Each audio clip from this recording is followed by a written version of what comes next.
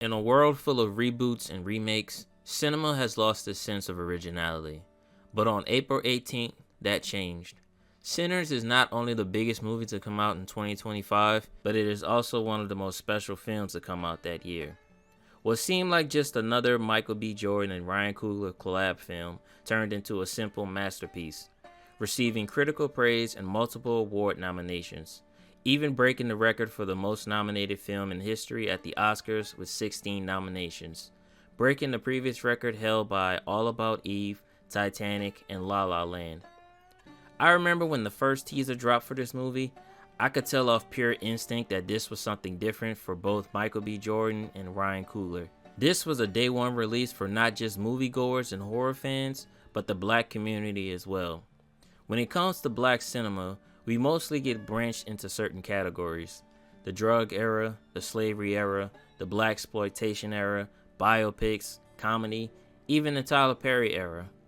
Even though certain films from those categories produce standouts that wind up getting recognition and even critically acclaimed, the ones that always stand out the most are always the ones that take the risk and produce something no one has seen from black cinema.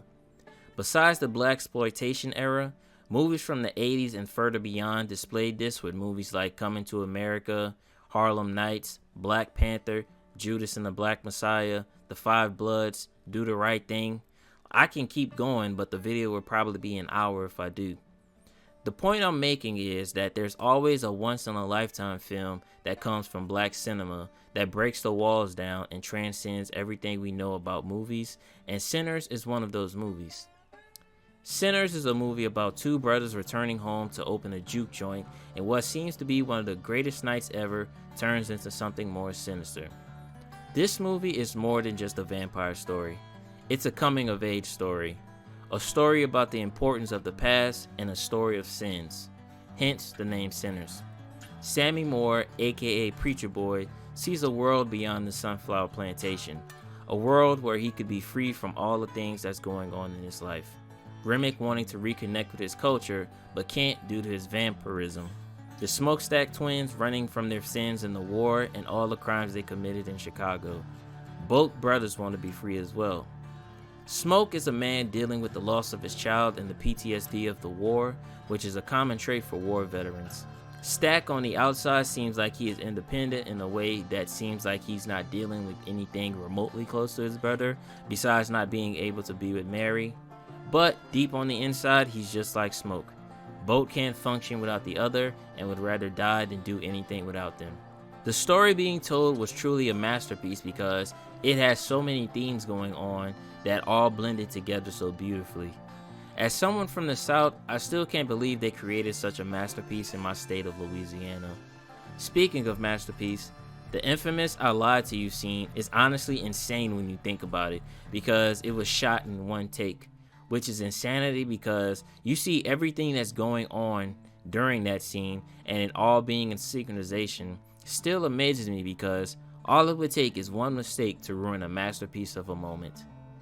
This scene is one of the greatest scenes to touch cinema, and seeing it in IMAX is like witnessing The Dark Knight in theaters for the first time.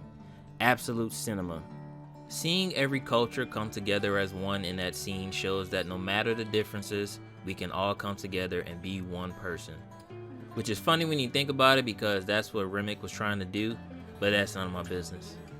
This movie reminds me of The Wire in terms of detail. In The Wire, Lester Freeman told Pryzbylewski that every piece matters, and for Sinners, that saying can be applied here. Every minor detail and piece of information plays a key role in the story and the characters as a whole. When you want to talk about legendary, this movie is in that discussion. The impact that this movie has had alone will be talked about for ages.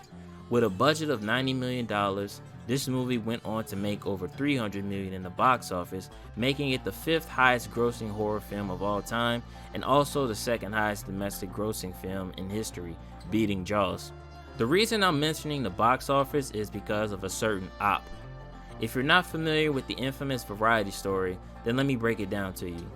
Variety News released a very interesting article talking about how Sinners made $60 million at the box office despite having a $90 million budget, and everybody on the internet didn't like that one bit From Ben Stiller to multiple actors to everybody on social media, the fact that they are not letting this slide is honestly something special and deserves high praise because, like, they never pocket watch any other film, but the minute a black film drops, they turn into Julius from Everybody Hates Chris. Long story short, they effed around and found out.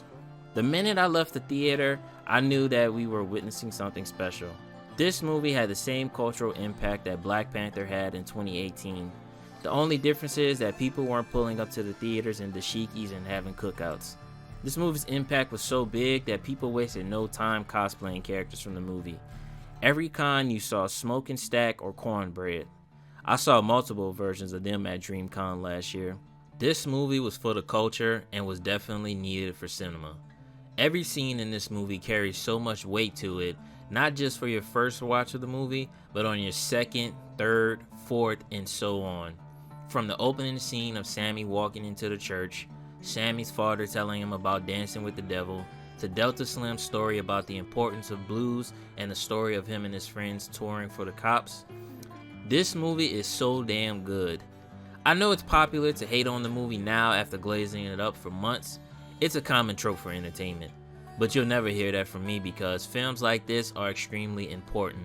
This movie should definitely be on the National Film Registry list, either next year or sometime in the future. This movie is perfect from start to finish, and I'll die on that hill. My favorite scene in the movie was Smoke's final scene. No racism intended, but as an Afro-American, nothing feels better than seeing someone of the opposite skin, or better yet, a racist, get what they rightfully deserve. When Hogwood and his clan buddies pulled up on the juke joint to assert their dominance, Smoke was waiting on them with a sniper and Tommy gun and lit them boys up. Sinners and Django Unchained have two of the most satisfying endings in black film history. I have a smile on my face every time it happens, and it makes you think that if Smoke was able to do that by himself, thanks to Andy's necklace I might add, then imagine what him and Stack would have did together. They would have lit them boys up so fast that they wouldn't even have time to put their car in park and say anything. This movie, man, is just so good. I can't get over how one of the most traumatic nights in history started off so beautiful and was ultimately the best night of their lives for a lot of the characters in the movie. This is a feeling that everyone can relate to, and it's truly a feeling that you can't forget, no matter how much time passes by. Every time those credits hit, I just smile every time. Not because the movie is over, but because I experienced a journey that's able to pull me in every time I watch it. This movie just does something to me in a way that can't be explained. But if you have the same feeling as me, then you know what I'm talking about. I just love how the movie created its own category. It went from a horror movie to a musical, from a comedy to a drama. Honestly, I was surprised the dance battle didn't happen because Remick was basically calling them out with Rocky Road to Dublin. The more I find out about this movie, the more I fall in love with it. Ryan Coogler having this movie in his bag since the minute he realized he wanted to be a filmmaker is the equivalent of Kendrick Lamar having Meet the Grams on standby. Also, I love how they gave us even more lore outside the movie. For instance, if you go to the Sinners soundtrack on Spotify, you can find out more events that happened prior to Sinners, which was Remick destroying a boat full of people and Smoke and Stack executing a bank robbery and how they robbed all the crime families and them trying to figure out what happened. One lore drop that was recently dropped by Ryan Coogler and Michael B. Jordan was how Smoke and Stack ended up going back to Clarksdale in the first place. After burying their father and fighting in the war, the brothers were living separate lives in what could be seen as a happily ever after tale. Stack was with Mary in Little Rock, and Smoke was with Annie in Clarksdale. But after Smoke and Annie lost their baby girl, Stack was the one that came back to save his brother from the deep depression he was in, which resulted in him leaving Mary alone with her rich white man. Which goes back to my quick analysis on how Stack seemed more free living in comparison to Smoke. But most of this was already mentioned in the movie. The only huge bombshell was that these inseparable brothers were apart for a long time. What I really loved was how every character had an important role to play. Here's another analogy to compare with Sinners. The characters in Sinners remind me of the characters in Full Metal Alchemist. Every character carried weight and wasn't just some throwaway background character. When you look at Full Metal Alchemist, there was not one irrelevant character that didn't impact the story and the world building the anime had to offer.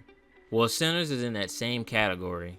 from the Choctaw Native Americans to the background characters murmuring to themselves in the child's story about black people, the Klan members, and speaking of clans, I gotta ask a quick question. Y'all Klan? You can tell that each character had a story to tell, even if they didn't get the opportunity to.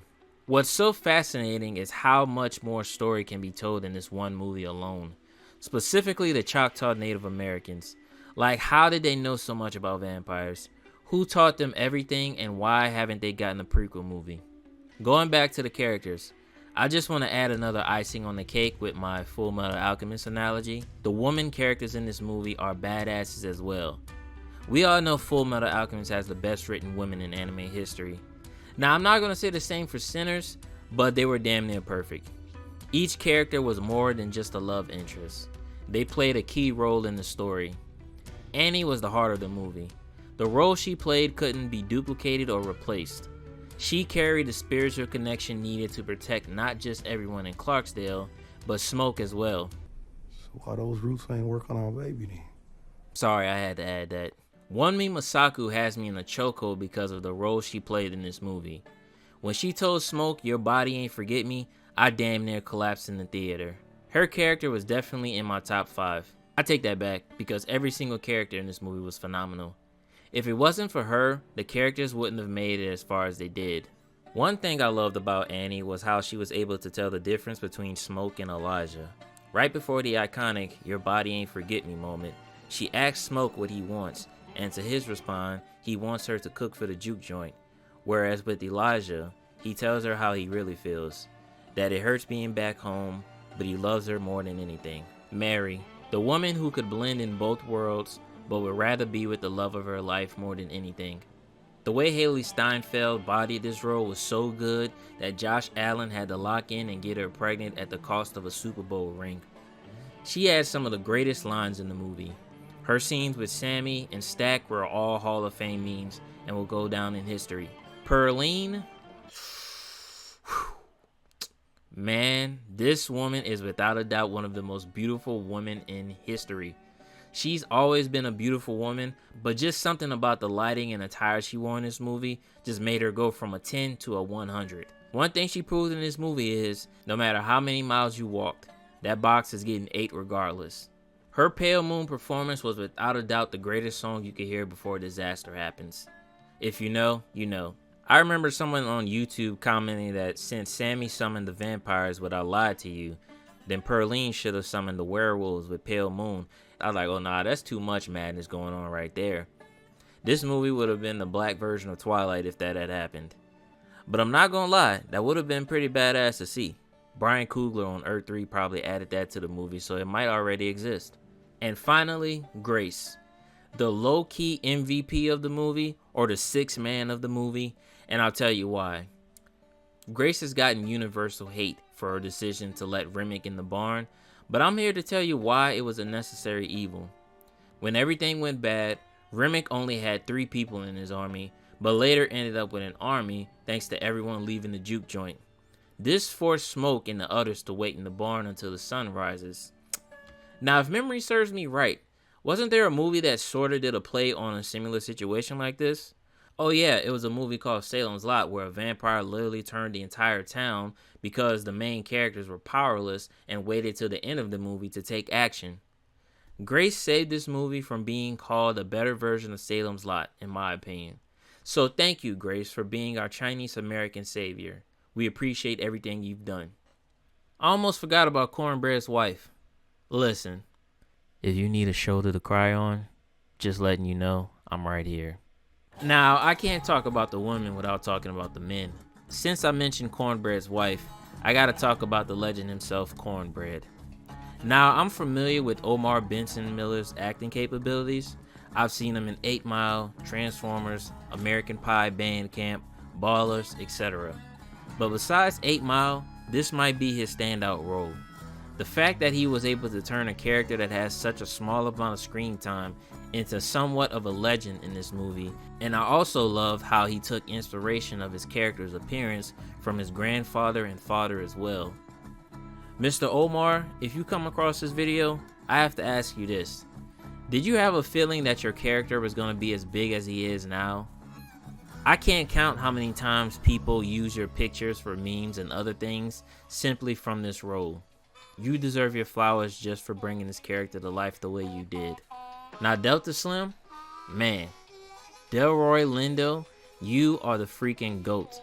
The fact that you've been a part of our childhood for decades and you're just now getting an Oscar nomination is beyond me. From Crooklyn, The Five Bloods, Malcolm X, This Christmas, The Harder They Fall, this man just shows up to work, kills it, and then leaves. What comes off as a stereotypical drunk character turns into someone with a much bigger role and a symbol of importance. Yes, he is a drunk, but his sins were a result of his drinking. He's a man with a lot of stories to tell, and he tells them through the blues, which is the key concept of blues music. I love that Delroy and Ryan Coogler worked together on Slim's fate. Even though some of the stuff he did in the movie was improvised, shows how legendary this man is. One of my favorite scenes from Slim was the deleted scene where he was singing My Preaching, because it plays more on the title of the movie and the fact that Sammy's nickname is Preacher Boy.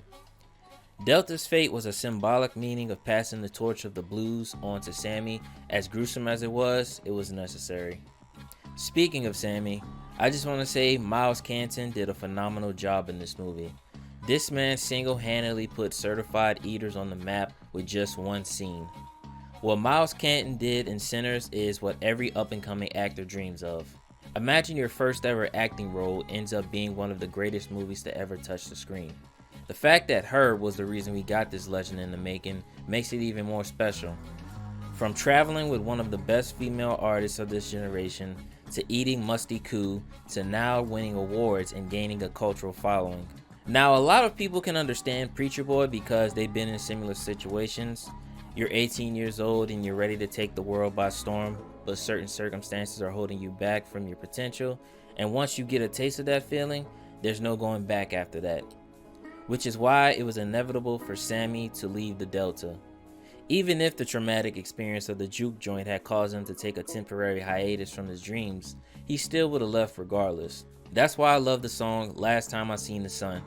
It's unintentionally a coming of age song and a motto to not live in fear and take those risks. The song speaks for itself. So I live like it's the last time, for a long time, at the wrong time. When's the right time? Is it my time? I know that his character is in comparison to the real blues musician Robert Johnson, but the difference is that Sammy didn't make a deal with the devil in order to be the greatest blues player. He's just a bad mofo with a guitar that just so happened to come across a vampire. I, for one, can't wait to see what Miles has in store for the future acting-wise, and music-wise too. Finally, I want to give Michael B. Jordan his flowers. This man deserves to win the award for Best Male Actor because he played two characters. But then again, James McAvoy played 24 different personalities in Split and didn't win the Oscar for it. The Smokestack Twins. These two, man. There's just something special about them that I can't wrap my finger around. Maybe it's because I see myself in both of them. Smoke, mature, patient, someone who closes himself off, and someone who plans ahead and likes things to run accordingly. Stack, someone who's warmer and more open in comparison to his brother. Someone you could laugh and have a good time with, but can't avoid them white women. I beg your pardon? I'm sorry, that was just a joke. One key aspect about the twins was how everyone was already afraid of them before they actually became the Smokestack Twins. When Smoke was telling Sammy about Mound Bayou and how they tried going there to escape their father, and the mayor turned them away because of how evil the father was, he was so afraid of the twins turning into their father that he didn't even give them the chance to fully show their potential. Another thing I wanted to point out in regards to the twins is how they viewed their father. When Stack first heard Sammy play the guitar, he thought about the good in his father, despite all the beatings he gave him. Whereas when Smoke heard Sammy play the guitar for the first time, he saw the evil in his father, which led to him later on telling Sammy to go to Mount Bayou and make gospel music instead of the blues music. The twin dynamic between these two was so accurate. I just want to give a shout out to Percy Bell for helping Michael bring these dynamic twins to life. My favorite scene with the two was when Stack was telling Smoke that he wasn't going to do this without him because there ain't no me without you. I don't have a twin brother, but that hit my core so damn hard. The way Michael was able to distinctively play two different characters needs to be studied. This man did such a great job that people actually thought he had a twin brother called Michael C. Jordan. Michael is another actor from my childhood, and seeing him in a role like this honestly put a smile on my face. Michael B. Jordan deserves his flowers for all the pain and emotions he's given us throughout the years. From the heartbreaking role of Jamal in Hardball, to Wallace getting lit up in The Wire, the devastating impact of Oscar Grant in Fruitvale Station, the man owes us an apology for all that pain. I'm just happy that this is his first breakout role that has made people start to take him seriously as an actor. Sinners was just the beginning, and it won't be the end for him. I realized I haven't even talked about the soundtrack yet. Man, the music in this movie is honest to God beautiful. You can tell that Ludwig and the other composers put their heart and soul into this soundtrack. It's almost like you could listen to the soundtrack of this movie without seeing the film itself, and yet still see a visual picture of what is being told. Also, shout out to Buddy Guy for winning a Grammy for his blues album. You deserve your flowers as well. I love every single song in this movie so much that I even work out to it from time to time. Yes, I really be bench pressing to the last time I seen the sun, and damn near cry every time because of the pictures that go off in my head when that song and any other song from that soundtrack comes on. The music is so addictive, man. From Pale Moon to the Twins' theme, Bury That Guitar, the list goes on and on. It's almost like listening to a Kendrick Lamar album. Not one skip in sight. Before I wrap this video up, I want to give a quick take on Mary and Stack's main motivation of wanting to turn Smoke and Annie. Yes, I agree that they wanted to do it because they're family and wanted to be together forever. Some people say it was Remick telling them to say that because they are one hive mind, but I disagree with that. I believe that Stack and Mary had different plans than Remick. Remick was more focused on uniting everyone and wanting Sammy to use his music to connect him with his ancestors and breaking the barrier between time, like in the juke joint scene. Whereas I believe Stack and Mary had freer will than the other vampires and mainly wanted to be free of everything. They could live their lives without no one harming them because of their relationship. Smoke and Stack would be free of all the bad things they did in Chicago because of their immortality. In fact, no one would be able to stop them unless they came across the Choctaws or someone else with expertise in vampire lore. They could be like Dracula in the movie Abigail, where he was practically a myth in the crime syndicate but was feared by everyone. Stack was thinking about the things they could accomplish due to being a vampire, hence why he said the line, "No vision." Yes, it was a good laugh after he said that line, but I saw a deeper meaning when he said it. Sinners was more than just a blockbuster movie for me. It was a movie that touched my soul and reawakened something in me that slowly died over the years, and that was a love for cinema. After seeing this movie on opening week, it made me love movies again. It was like Gojo reawakening after getting clapped by Toji. The impact this movie had was honestly crazy.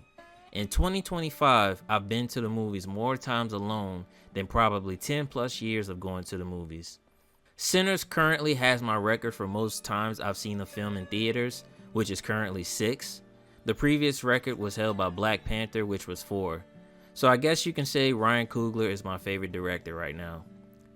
This movie deserves all the praise it's getting and will be a testament of time. As a gamer, I'm comparing this to Expedition 33. Both came out last year and both were once in a lifetime achievements. Creating something that we've never seen before and showing the world what can be achieved through hard work and being around a group of people that share the same love for the product that you're working on. And I hope that you receive the same amount of accolades as them. Everything about this movie was just so generational. Like you can tell just from how much work was put into this movie, you could easily tell that this was a movie that Ryan Coogler has been wanting to cook up for a very long time. You can tell just from the cinematography, just from the writing, just the characters, just everything about this movie is just so phenomenal. I don't know when this video will be released, so I'll just say it here. Thank you to Ryan Coogler and everyone that was a part of the creation of Sinners. What started out as a dream film became a reality. What became a reality became a success. What became a success became a cultural success. And what became a cultural success became an award-winning film. The Golden Globes played in y'all face. The Grammys showed y'all love. You dominated the BAFTA awards. And now the Oscars awarded you for your hard work. If by some miraculous reason you don't receive a full sweep at the Oscars, or at least win half of those 16 nominations, just know that you were a once-in-a-lifetime film that no one on this God-given earth could even remotely create themselves. Not AI, not Spike Lee, Jordan Peele, Christopher Nolan, Steven Spielberg, all of the other great filmmakers in the world could never create a masterpiece like this. So thank you all for creating something so special and meaningful to not just me, but a lot of people of color in the world with a dream to share their stories on the biggest screen in the world. If you made it to the end of the video, thank you for listening to me rabble about this movie. I've been wanting to make this video since I saw the movie for the first time, but couldn't translate what my brain and heart were feeling into paper. Thank you for watching. Leave a like and comment, and share if you love Sinners just as much as me. Thank you, and I'll see you in the next one.